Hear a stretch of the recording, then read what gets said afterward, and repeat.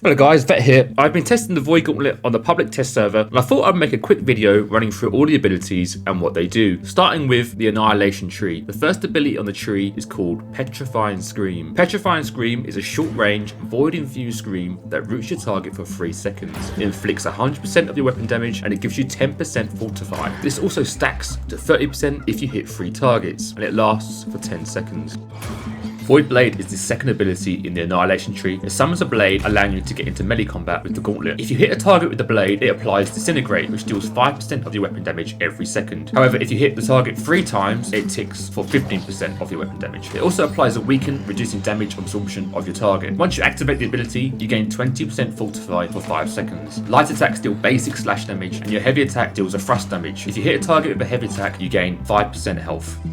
The last ability in the Annihilation tree is called Oblivion. Now what Oblivion does is summons a circular AoE at your feet that buffs you or anyone in it with Empower, allowing you to hit 20% harder. Any enemies who come into the radius get weakened, and if they hit you, they will deal 5% less damage. This also stacks up to 3 times per hit to 15%. It grants you or any friendlies with a stamina buff, and the ability also deals damage if you activate it over someone.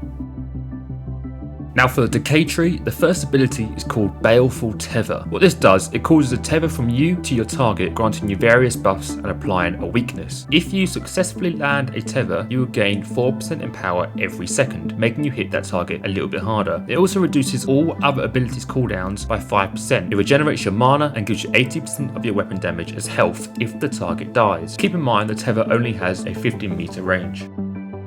Orb of Decay is another damage dealing and healing ability that relies on a little bit of timing and coordination. Using this ability will fire a large orb that passes through enemies and deals damage. Similar to the blade, it inflicts Disintegrate, which ticks for 5% of your weapon damage. The orb also applies a slow of 30% for 3 seconds. Once the orb has hit max range, it will bounce back to your direction, but this time acting as a healing orb. If you or any friendlies go into the orb, it will generate some health. Now while the orb is out, you can choose to detonate it by repressing the ability button. If you detonate it in the first phase, it will do a big damage AoE. However, if you detonate it while it's returning to you, it will heal you instantly for 70% of your weapon damage.